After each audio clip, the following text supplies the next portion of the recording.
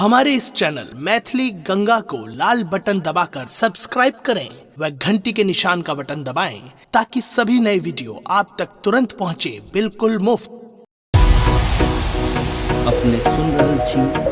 Ganga cassette की प्रस्तुति 2024 के बाय बाय 2025 के हेलो हाय जुग जमाना एडवांस भकेले जुग जमाना एडवांस भकेले सब छे सबके गेयर में बाजू बाजू पिया बाजू बाजू पिया जब कतो न्यू ईयर में बाजू बाजू पिया जब कतो न्यू ईयर में न्यू ईयर में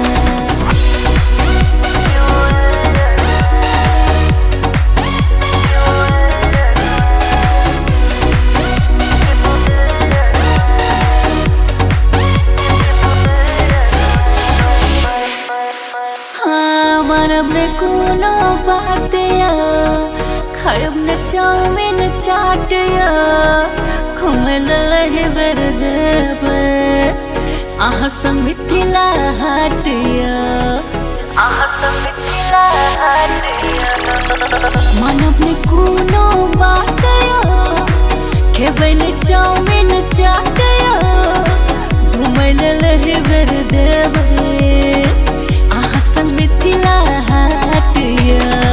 दिल बनब दिल साहमा दिल बनब दिल साहमा बैसी के आही बेर चेयर में ओ बाजू बाजू पिया यो बाजू बाजू पिया जेबै कता न्यू ईयर में बाजू बाजू पिया जेबै कता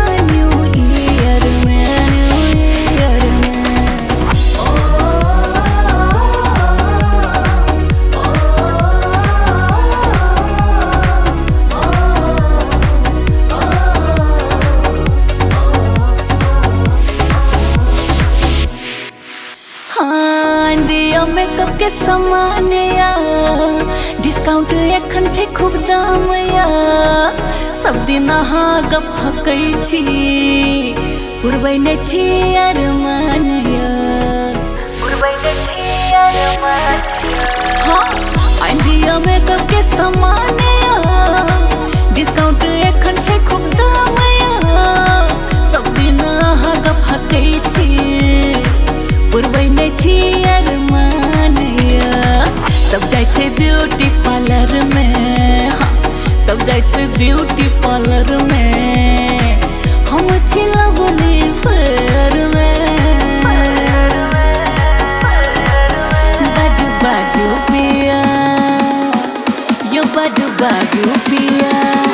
जेबै कतो न्यू ईयर में बाजू बाजू पिया जेबै कतो न्यू ईयर में न्यू ईयर में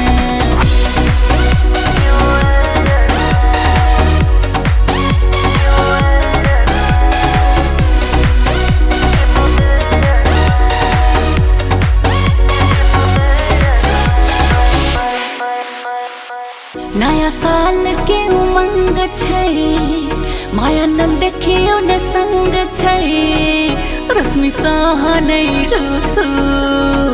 करे ने किछु लेल तंग छै नया साल के उमंग छै माया नंद देखियो ने संग छै बिक्की साहा नहीं रूसू करे लेल किछु ने तंग छै सब दिन घर में घुसले सब दिन घर में घुसले रहते आके सजेबै जेवर में पिया जेवर में बाजू बाजू पिया बाजू बाजू पिया हाँ जेबै कतो न्यू ईयर में बाजू बाजू पिया जेबै कतो न्यू ईयर में न्यू ईयर में